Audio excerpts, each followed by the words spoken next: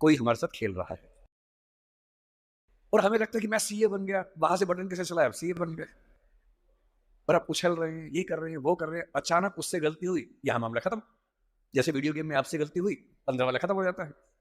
इतनी फानी किस्म की जिंदगी, इतनी बुलबुले जैसी जिंदगी, उस जिंदगी में इन छोटी छोटी बातों में इतना लीन होकर डूबे रहना, मेरे ख्याल से इससे खराब जिंदगी कोई नहीं हो सकती। और इसलिए जो करना है वो ये है कि जिंदगी में होते हुए अपनी जिंदगी को बेहतर कैसे बनाना है, फाइनेंशियल चीजों से कंप्रोमाइज न करते हुए अपनी बाकी जिंदगी को बेहतर कैसे बनाना है। और जिंदगी बेहतर है यानी इसके 4-5 पैरामीटर्स हैं। सबसे गहरा पैरामीटर ये है कि आपके पास जीने का कोई पर्पस है या नहीं, और है तो कितना बड़ा पर्पस है। कुछ लोगों के पास होता है, मुझे सबको हरा देना है, फर्स्ट आना है, 1 करोड़ कमाना है, ठीक है, पर्पस है, पर ये पर्पस बहुत दूर तक हेल्प नहीं करेगा।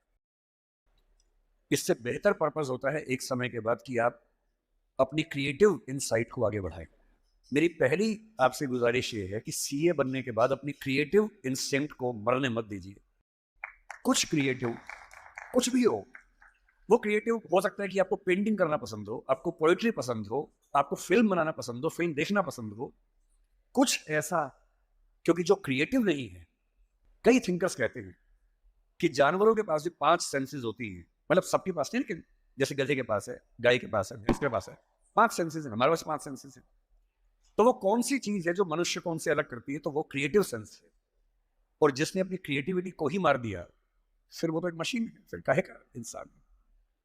इसलिए मेरी पहली गुजारिश आप सबसे ये है कि सीए होते हुए कुछ ऐसा क्रिएटिव शौक पाल लीजिए कि दिन में 1 घंटा मस्ती से गुजार सकें उसमें।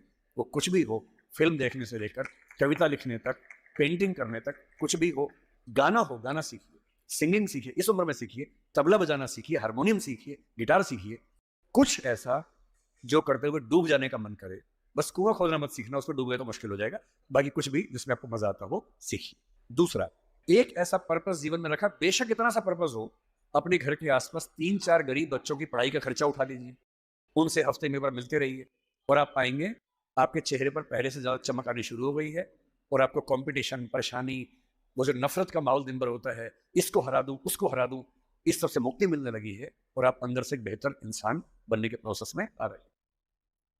तीसरी बात, आप कितने भी सफल हो, यदि आपके जीवन में कुछ खास रिश्ते ऐसे नहीं हैं, जिन रिश्तों के साथ, चाहे वो प्रेम का हो, विवाह का हो, भाई का हो, बहन का हो, दोस्त का हो, जिनके साथ आप अपने मन की हर बात खुल के कर लेते हैं। इंसान को इंसान बने रहने के लिए कम से कम 2-3 ऐसे रिश्ते चाहिए होते हैं जहां वो पूरी तरह से सहज होकर रह सके, जहां उसको पर्दा न लगाना पड़े। हम सब दिन भर पर्दे लगाते रहते हैं, खुद को ढकने में लगे रहते हैं। जब भी किसी से बात करते हैं, खुद को छिपाते ज्यादा हैं, सामने कम लाते हैं, क्योंकि समाज का उसूल ऐसा होता है। कोई तो ऐसी जगह हो, कोई तो ऐसा इंसान हो जहां आपको पर्दे की जरूरत ना हो, आप खुल के अपने मन की बात, हर बात कह सके।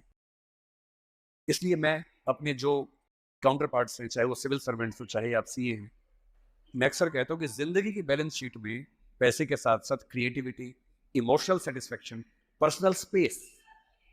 पर्सनल स्पेस का मतलब ये होता है कि आपका जीवन बहुत सारे लोगों का है, आपके परिवार का है, आपकी कंपनी का है, आपके क्लाइंट का है, सबका है।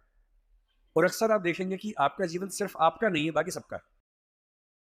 दिन भर ऑफिस में रहे, 24 घंटे मिलते हैं, 8 सोने में गुजर गए, 1-2 घंटे तैयार व्यार होने में चले गए, 10। आपकी जॉब कम से कम 8-10 घंटे कम से कम लेती होगी, सीए की जॉब तो बड़ी मुश्किल है, 20 घंटे हो गए।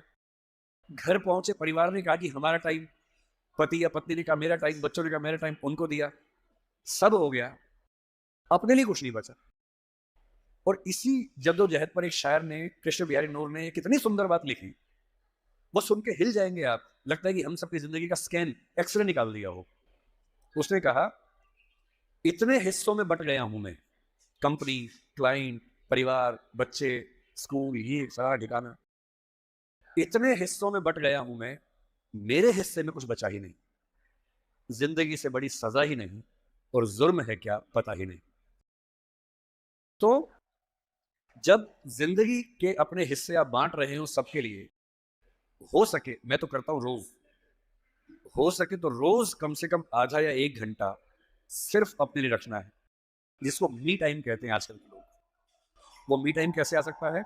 उसका एक आसान तरीका ये है कि जब आप घर से ऑफिस या ऑफिस से घर जाएं, अगर खुद ड्राइव करते हैं, वो मी टाइम हो सकता है। उसमें फ़ोन को ऑफ कर दीजिए, अपने आप से बात करते हुए चलिए, अपने आप से सवाल, अपने आप से जवाब, अपने आप से ठहाका मार रहे हैं, कुछ सोच रहे हैं, उधेड़-बुन में हैं। अगर वो नहीं मिलता टाइम, तो घर पे या ऑफिस में कुछ आधा घंटा निकालिए, कागज़ पेन लेके बैठिए, कुछ पॉइंट्स नोट कीजिए और रोज़ सोचिए कि आज का दिन मेरी ज़िंदगी को किस तरह से कंट्रीब्यूट करता है, अगर करता है या नहीं।